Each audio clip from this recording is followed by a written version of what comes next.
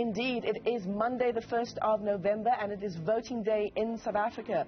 The country heading to the polls to vote in the local government elections today. Voters will choose from some 60,000 candidates and over 300 political parties to elect councillors for 257 municipalities. Our reporters and our anchors are stationed in strategic areas across the country. My co-anchor Ayanda Nyathi is in Fourways, where IEC chairperson Glen Mashinini is set to cast his ballot, and Tondani Takalani is in Centurion for us this morning, where Gauteng Premier David Makhura will also cast his vote. Let's cross live now to Dainfern, where we find Ayanda, who is standing by. You spoke to Glen Mashinini just a few moments ago. It was just minutes to go before voting stations opened. Did he say anything about the long line there in Dainfern? He must be happy about the turnout, at least at that one voting station.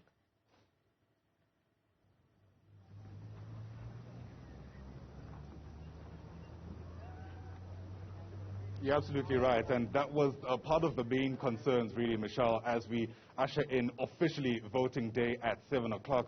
The issue around voter turnout has certainly been a sticky one over the elections that we've seen over the past couple of years, quite frankly. And, you know, the sites that are actually visible here have taken many people by surprise. The early risers certainly out and about, snaking queues here in Dainfern, and Glen Mashinini, who's the IEC chair, among the many South Africans who've really just arrived here early before the polls officially opened to try cast his ballot.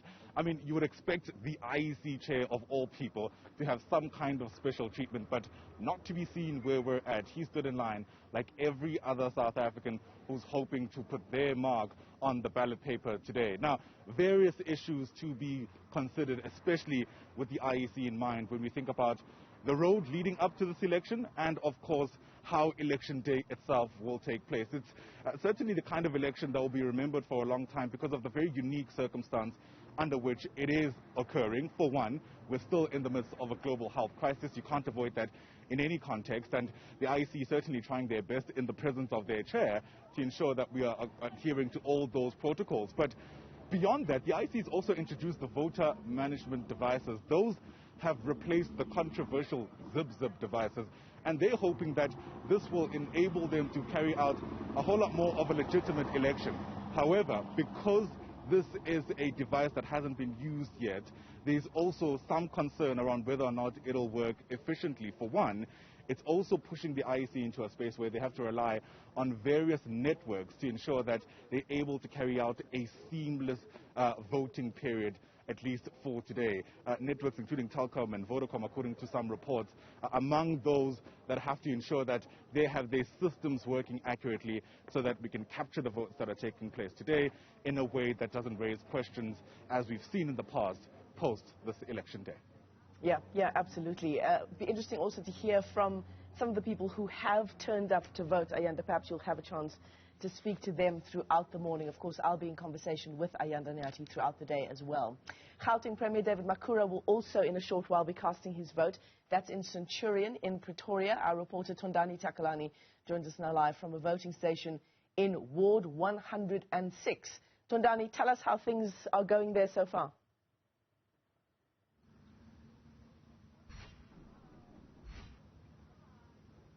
Well, just slightly delayed, Michelle. Officials are telling us that they are awaiting a few personal protective equipment, including sanitizers and such, before they can, start letting potential voters in to cast their ballots, among whom is Gauteng Premier and ANC Provincial Chairperson here in Gauteng, David Makhura, who has already arrived and is queuing and chatting with his fellow voters. Right behind me, I'm going to step out of shot for a moment, yes, and so we can give you a better view of what's happening here. As you mentioned, this is a voting station for Ward 106 under the Tshwane municipality. You'll know that altogether there's about 107 wards under the city of Tshwane. For these local government elections. It does seem now that they are letting those people get in to cast their ballots, but Gauteng Premier David Makhura and his wife will stay put for now. I should mention, Michelle, that it remains anyone's guess, really, what's to come out of these elections altogether. The city of Tshwane largely being used as an example of how coalition governments can go so horribly wrong. So it'll be interesting to find out as voting progresses. I'm guessing from later on, that's when I will start seeing the trend of results. Are we going to have an outright winner out of these elections, or is it going to be yet another 5 years of a coalition government? We will find out. And the premier, who is waiting to cast his ballot, says he's only going to talk to us after he has done so. So for now, it's just a waiting game, really, Michelle. Yeah, absolutely. Tondani, thanks very much indeed. And of course, we look forward to that conversation with Gauteng Premier David Makhura. As we know, Johannesburg, Tshwane, Ekurhuleni, these are the big 3 metros in Gauteng where the ANC is hoping to govern outright. He's in competition, the party that is in competition with the other big parties as well. The DA saying that it's set to govern, or it's aiming to govern outright as well. It's not keen on forming coalitions. So a lot at stake there in Tshwane. Thanks very much for that, Tondani. Xoli Mngambi is another one of our anchors here at Newsroom, and he's not at the anchor desk this morning. In fact, he joins us live from Soweto. He's in Chiawelo there this morning. That's where President Cyril Ramaphosa, actually, Xoli, is going back to his hometown roots to cast his ballot. He's not been afraid to go on the campaign trail to various regions around the country. He was in the Free State, where he got quite a good welcome. He was in Soweto as well, where the welcome was less warm. Lots of furious residents there. They're battling with a whole range of service delivery issues. What's the mood been like there this morning? Well, let me tell you, Michelle, a very good morning to you. You're quite right that the president, in some areas where he had campaigned, he didn't receive quite a warm welcome, and we saw it fit to basically stop right here where we are right now. This is at the corner of Chrisani Road and Sibasa Street. The reason we've chosen this, Michelle, is that you will know on Friday this was ahead of the ANC's Siyamoba rally. This is the final rally where he was actually going to speak at the nearby Thokoza Park. And it was in areas such as this. I'm going to step out of shot just a brief so that my colleague can show you exactly why we chose this spot. This is right in the middle of an intersection, and the rubbish is strewn across the road here. The people who were protesting on Friday here, Michelle, were very angry at the president because you will recall back in September, he visited the area of Soweto, and it was quite a particular scene that he caused because the people of Soweto had actually spent much of winter.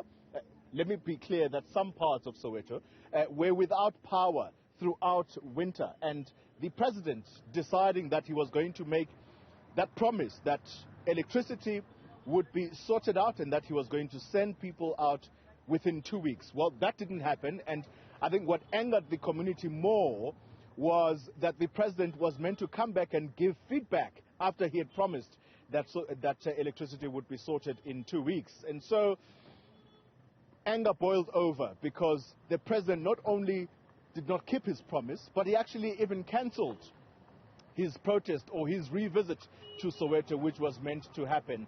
And so, Michelle, part of the reason we thought it would be important for us to stand right here and show you just some of the rubbish that is making it difficult for cars to actually pass by here. Some people have actually been very busy trying to clean up the street here. Is that the president's motorcade is going to actually pass here, try and navigate this rubbish as he goes to Hitekani Primary, which is where he spent much of his primary schooling. He is going to have to do that because he's going to vote at Hitekani Primary, and this is going to be quite a stark reminder for the president just as to what happened on Friday ahead of that all-important Siyamoba rally address, where he stood and he said, as the heavens opened, because it rained heavily on Friday, Michelle, and he said that this is actually a blessing to prove that the ANC is going to win? Well, we're going to have to see what the results say, but this is just part of what the ANC president is going to be faced with as part of this. The posters of the ANC, by the way, talk about building better communities. This is what is going to greet the president as he comes to Soweto. Michelle. One just wonders, Xoli Mngambi, in terms of the voter turnout in Soweto and the voter sentiment when President Cyril Ramaphosa was there on the campaign trail, people effectively saying no electricity, no vote. One wonders how that's going to translate in particular areas in Soweto at the polls. You're absolutely right, Michelle, to point that out, because electricity and water have been central issues in this election campaign. Communities across South Africa will complain about one or the other. And so you speak about voter turnout.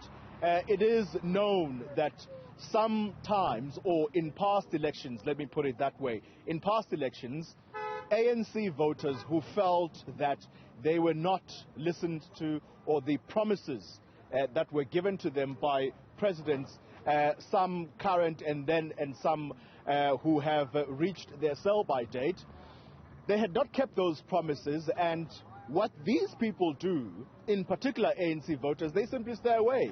And so we're going to have to see what voter turnout is going to be like as the ANC tries to show a brave face. I've been reading about Fikile Mbalula talking about how the metros are probably going to be within reach. Paul Mashatile is another official of the ANC who has also been sounding very confident to say that they are going to take back some of the metros they lost in 2016. So voter turnout is going to be particularly important for the ANC. And I think it's partly the reason, Michelle, why the ANC, alongside other parties, took full advantage of the IEC for the first time, allowing for campaigning to go on all the way, including the last 2 days of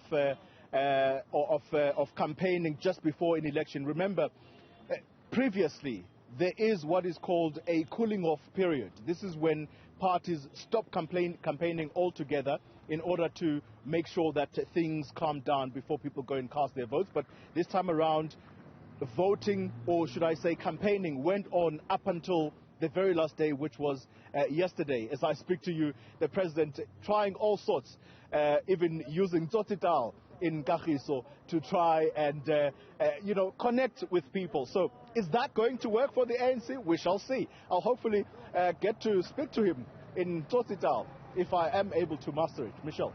We hope so. Xoli Mngambi, thanks very much indeed for that. He's live to us there in Chiawelo. That's where the president is set to cast his ballot at some point today. Ayanda Nyathi is in Fourways. He's with IEC chairperson Glen Mashinini, who is set to vote there in Dainfern, I believe. And Tondani Takalani is in Centurion for us. Gauteng Premier David Makhura set to cast his vote there. Thanks very much indeed, colleagues.